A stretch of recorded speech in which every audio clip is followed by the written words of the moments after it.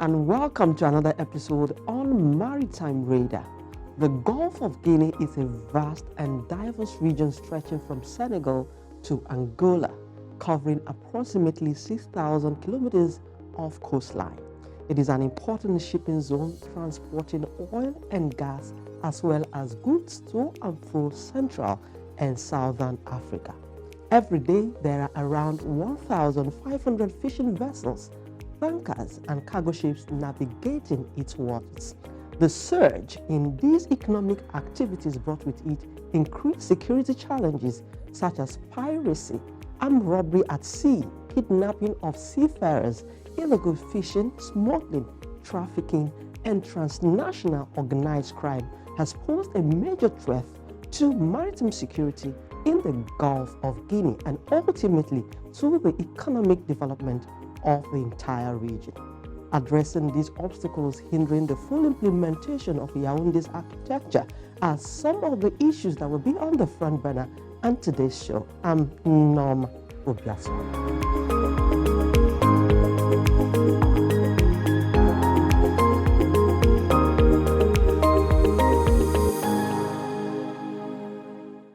In June 2013, the governments of countries in and around the Gulf of Guinea signed the Code of Conduct concerning the repression of piracy and robbery against ships and illicit maritime activity in West and Central Africa, widely known as the Yaoundé Code of Conduct. Piracy and armed robbery at sea remain only two parts of a complex broader picture of interlocking challenges in the maritime domain, including trafficking, oil theft, pollution, illegal and unreported and unregulated fishing, and the impact of climate change on the oceans and West African coastline. The worst hit of piracy in the Gulf of Guinea has been Nigeria, Togo, and Cote d'Ivoire. Therefore, addressing the root cause of illegal, unreported, and unregulated fishing by foreign industrial vessels and environmental degradation, which have disrupted the livelihoods of coastal communities, form the basis of today's discourse. Before we get further into today's lineup on the program, let's find out the latest in maritime news.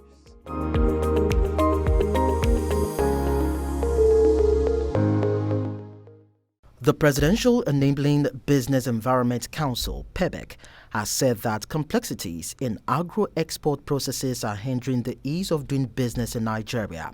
The PEBEC project manager, Ukonga, while speaking at the Multi-Agency Stakeholders Enlightenment Program, said that exporters faced challenges of moving from one place to the other to execute export processes because it was cumbersome and expensive. Unfortunately, many of the exporters cannot engage in best practices because they do not have the knowledge of export trade. Available statistics from 2021 show that a 1% increase in agricultural products boosted Nigeria's economic growth by 25%. This means that Nigeria has the potential to be much more, but two main challenges remain: access to markets and access to finance for exports. Business stakeholders have urged entrepreneurs and exporters on the integration of e-commerce to fully exploit the Africa Continental Free Trade Area (AfCFTA's) $3.4 trillion market. Dr. Michael Olawale Cole, President, Lagos Chamber of Commerce and Industry, noted that AfCFTA would create the largest free trade area in the world, measured by the number of countries participating. He stated that while the trade agreement had the potential to lift 30 million people out of extreme poverty, achieving its full potential would depend on significant policy reforms and trade facilitation measures, one of which was e-commerce. Olawale Cole noted that the number of internet users in Africa increased to 601.94 million in 2022 from 590.30 million in 2021, resulting in 43.2% internet penetration rate. With e-commerce expanding rapidly in Africa, it presents an important opportunity for accessing untapped regional, continental and global markets, creating jobs and improving living standards. The Australian Maritime Safety Authority, AMSA, has banned the Liberian-flagged bulk carrier MSXT Emily from Australian waters for 1 year due to wage theft and seafarer mistreatment on board. Following up on a tip from the International Transport Workers Federation, AMSA inspectors boarded the ship, which was chartered by K-Line at the port of Hay Point in Queensland, finding evidence of several violations of the Maritime Labour Convention 2006, including unpaid wages, forged signatures, and coerced employment agreements. The vessel operator, MSM Ship Management Pte Limited, China, attempted to pay the owed wages once AMSA inspectors were on board, but the operator appears to have concealed repeated wage theft. According to the AMSA, seafarers on the vessel were not paid in accordance with their employment contracts. In total, AMSA inspectors found evidence that over $77,000 in unpaid wages were owed to seafarers on the vessel. AMSA Executive Director of Operations, Michael Drake, said the one-year ban was necessary to emphasize the importance of seafarer welfare to all shipping operators. After 2 highly profitable years of container carriers, the market is shifting into a post-pandemic normality. The first quarter of 2023 was the first where carriers' operating profits took a real hit. This continued into the second quarter of 2023, with the combined earnings before interest and taxes dropping by 90% year-on-year to a little over $3 billion. Alan Murphy, CEO of Sea Intelligence, noted that none of the shipping lines were able to sustain the EBIT TEU figures in 2023, with the largest 2023 Q2 EBIT TEU recorded by OOCL of $305 to TEU.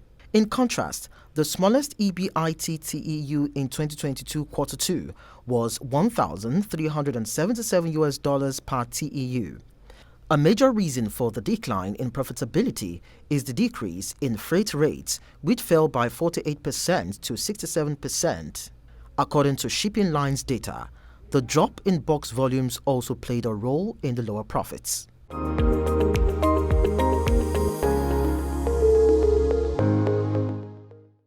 Africa needs its own storytellers, people who understand the continent because they're from it.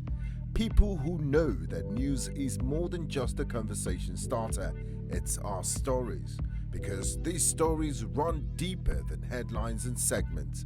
It's about digging deeper to get the facts and telling the human side of every single story, not just the echoes from foreign headlines and perspectives. It's time to take back our narratives and share them in our voices. The birth of Africa's New Age reporting. And this is where it begins, right here at News Central TV, with stories that put Africa first.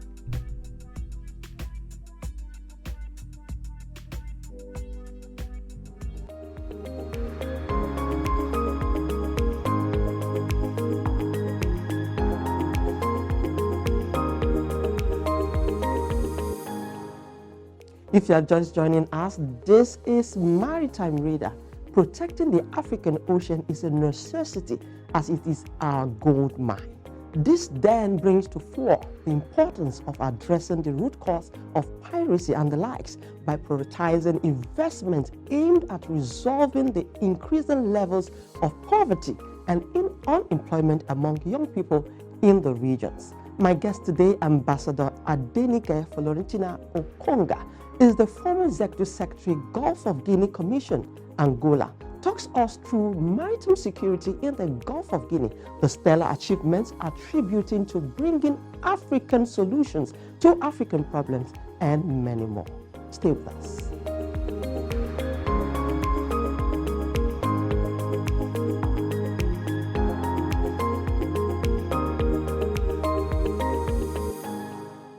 It's good to have you on the show. Thank you very much. Let's start this conversation assessing the worry of the Gulf of Guinea nations about the loss of about $2 billion yearly to illegal fishing. Also run us through your achievements and challenges during your tenure in office. Well, thank you. The IUU fishing, that is the illegal, unreported and unregulated fishing in the Gulf of Guinea, it's something that has been going on and it has not had the type of attention that it deserves, because the international media seem to have focused on piracy. Piracy, piracy, piracy. We had to push that, look, okay, piracy is one of the problems, but you also have the one that actually affects the well-being and the feeding and, of the local population. Because when you do illegal fishing, the artisanal fishermen, who are the coastal populations, and most of them are just artisanal fishermen, they just have boats and small, canoes, just to go catch some fish. But the big people, the international community or the big fishing nations, they come with trawlers, big ones, and they scoop everything away. And they go on the ship, they have everything they need to process the ship, and then they send it back to the countries of the Gulf, all over, even not just countries of the Gulf, to buy. So it's really, really a problem, and I'm happy that you started this conversation with that, because before it was not even it was not one of the things that people wanted to discuss about. It's as if, no, attention is on piracy, is on, what else, the other one, the one on the territorial waters, armed robbery at sea, or arms trafficking. But IUU affects the local population, and we are trying to tackle it by saying, look, it's of no use going into a bilateral agreement with some countries, because you see, those who want to exploit, they will take the weakest link in the chain. So how can we curb this? We are trying to say that, look, if we say there should be no fishing for certain periods of the year, I know they do. I was in the Caribbean, and I know some countries of the Caribbean, you can't do fishing there. And they've managed to enforce it. But that has to be regionally agreed upon. But the moment that they know they can come to you and sign an agreement that is not even in your own interest anyway, it just gives you some penny, kobo, I don't know, you take it. If the bigger countries want to say, no, you can't do it in our waters, they just go. And know some of these ships migrate. So they wait for you. They are much more developed. The R&D is much more advanced than yours. They know how to get along with it. I mean, I think, and the waters really, even though they're supposed to be demarcated, it's not like the land borders. So, and when the fish move from, let's say, Nigeria to Sao Tome and Principe, for whatever, all these fishes, they migrate. So during your tenure in office, so what have we able to do to, ameliorate these concerns? We try to let the people know that that is a problem, because they don't know it's a problem. They just see so the focus is just piracy and armed robbery. Exactly. We have to say, look, this thing is affecting the living conditions of your people. It is a problem. And I know that Ghanaian government has tried with this fishing and illegal fishing thing. They are more or less the country that we refer to. Unfortunately, here we don't do much about that. But Ghana, they are focused on the IUU fishing, and they've managed to at least get the people, the community, both the community and the government to be involved, to say, look, we don't want this type of thing. And when they succeed, we intend to have other countries of the region to see the Ghanaian model and try and replicate it in their own jurisdiction. So that will bring me to this question of the goal of strengthening maritime security in the Gulf of Guinea. How has it fared? We are making a lot of progress to raise awareness, because almost everybody now, almost every country, every government in that region knows that, yes, they know that there is problem in the maritime domain. It is their responsibility to look after it. And it is also their responsibility, if they cannot, they should then be open to partnering with their immediate neighbors, so that these things can be handled and confronted together. And we have the ECAS organization, that is the Economic Community for Central African States, which is a sister organization for the countries of the Central African countries. There are about I think they're about 10 or 11. They then have a protocol which they signed to protect the vital interests of the member states. And they created what they called the Maritime, multinational maritime coordination centers, made up of, they divided their zone into about four countries each. And they are, each country is supposed to bring in some assets, some men, and they try to monitor the area, those areas together. We are due for a break. When we come back, we'll be looking at the Yaoundé Code of Conduct, but that will be after the short break. Please stay with us.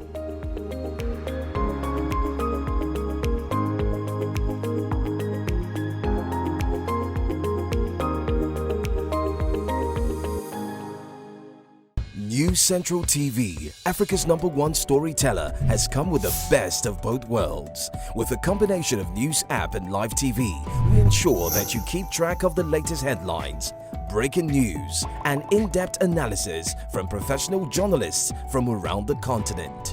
Download the News Central TV app on Android and iOS and get started today. Don't forget to follow us on News Central's social media platforms.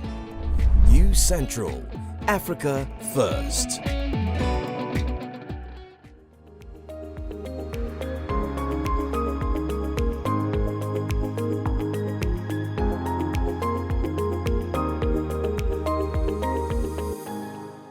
If you are just joining us, this is Maritime Radio, and I still have with me Ambassador Adenike Ukonga. Before we went on that break, I mentioned that we're going to look at the Yaoundé Code of Conduct that was created for the Gulf of Guinea Maritime Security Architecture, that is now 10.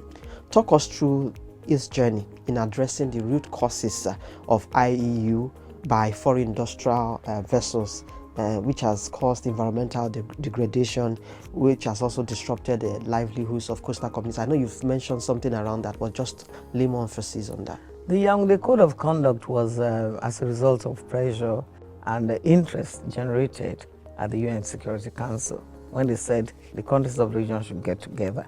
2013, they got together, met, and they signed this Yaoundé Code of Conduct. It's 10 years. They were to celebrate it, I think, around June, because the meeting was held June 2013, but I don't know really, because I don't know whether they actually got around to doing any celebration, because when you really look at it, the ICC, the Inter-Regional Coordination Center in Yaoundé, hasn't functioned properly. And due mainly to, well, there is lack of personnel. They have the political ones, 1, 2, or 3 people, but those that will actually man that organization to ensure that it is doing what it's supposed to do, they're not there. Because that ICC is supposed to be financed by ECOWAS and ECAS. And I think they do, but not on a regular basis. And you can't function like that. That's number one. Number two, ICC is supposed to be a coordination center, but for one reason or the other, they want to take on more than what they are supposed to take on. And that has met with some resistance in some quarters also. And thirdly, they are supposed to have 3 centers, and as I said, only one is operating. The other 2 are not functioning. The regional maritime center, which is supposed to be in Point Noir, just started operating about 2 or 3 years ago, when the thing has been done a long time ago. So those are the issues. Apart from the issues of they taking on much more than they are supposed to do, we also have the issues of the member states also not supplying them with the type of funds and personnel that they require. Amidst these challenges you have enumerated here, which has been the journey of the Commission in 10 years, there's also been some achievements. The decline in the Gulf of Guinea piracy, armed robbery has been encouraging. But there's a need to fully implement the Yaoundé's architecture. Share with us what you think is the obstacle hindering the complete implementation of this code of conduct. If there has been a bit of success, it's because of the advocacy that member states should actually take their responsibility towards the maritime domain seriously. Ensuring that you bring African solution to African problems? Has it been? It's not so much because the maritime issue is not, you can't say African because, I mean, most of the ships coming in, they're not coming in from Africa. In fact, we even want African countries to benefit more. I left Luanda 3 months ago. I haven't got anywhere. My ship, my goods are not yet here. Whereas if you have the type of maritime transportation we're supposed to have, the things should have been here within a week or 2 weeks. We are not even benefiting. That's why this marine ministry of that has just been newly created, if they can focus on things like that, because we're not exploiting the advantages that we have if we really harness the cooperation and what can come out of that cooperation. So is that the obstacle hindering the full implementation of the code of conduct? Not exactly. The implementation of the code of conduct is because there are, first, it's very difficult to change African mentality. Our governments are land-centric, and that is the truth. They are interested on who is staging the coup, who wants to overthrow this government, and they drive them out of the land, but they go to the sea, which is left. Nobody is manning it. At least that was the issue. They have to get people, maritime agencies, the Navy, or their coastal guards to be interested in monitoring what is going on in their maritime domain. If that is not done, no amount of agreements you come to can actually work.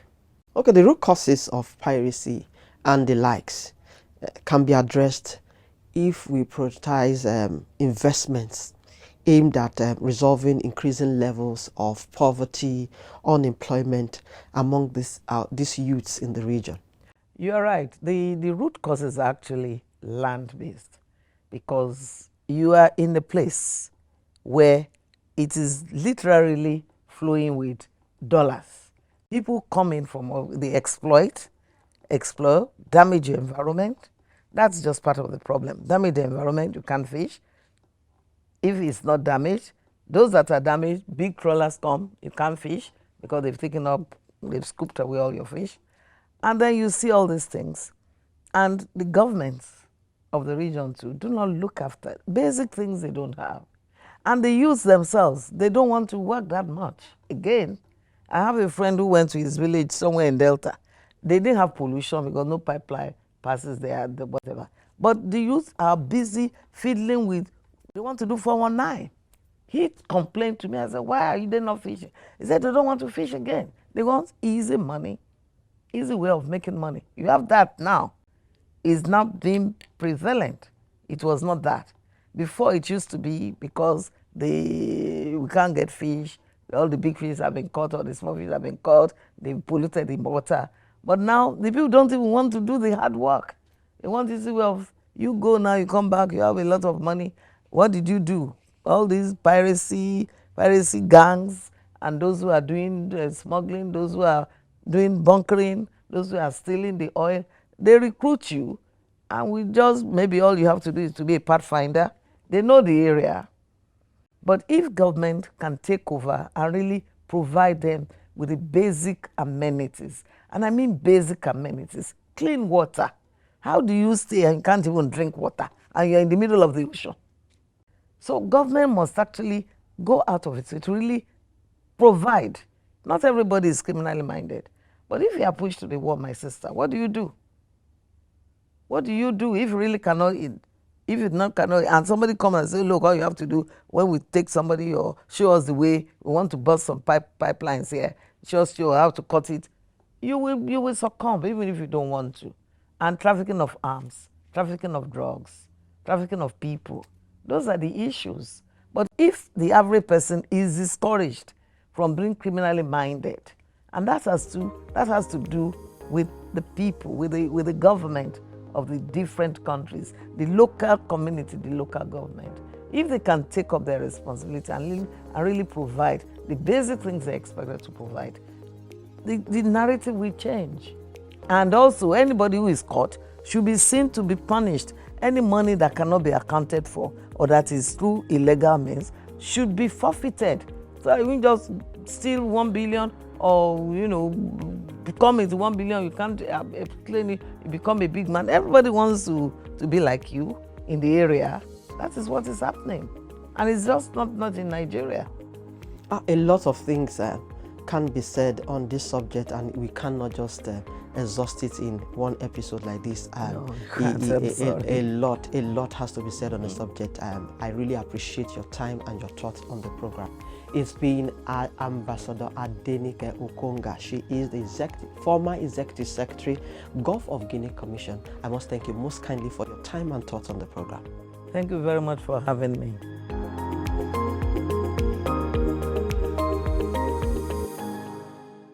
Africa needs its own storytellers, people who understand the continent because they're from it. People who know that news is more than just a conversation starter, it's our stories. Because these stories run deeper than headlines and segments. It's about digging deeper to get the facts and telling the human side of every single story, not just the echoes from foreign headlines and perspectives. It's time to take back our narratives and share them in our voices. The birth of Africa's New Age reporting, and this is where it begins, right here at News Central TV, with stories that put Africa first.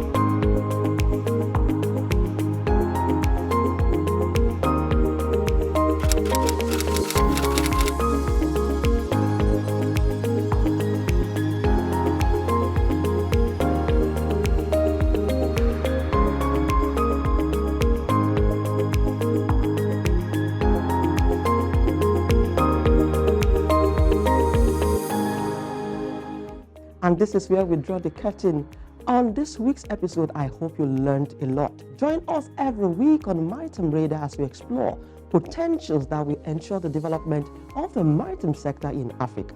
You can also expect the latest in global and local maritime news, plus industry insights right here. I'm Nneoma Obi-Asualo. Many thanks for your time on today's show. See you again next week.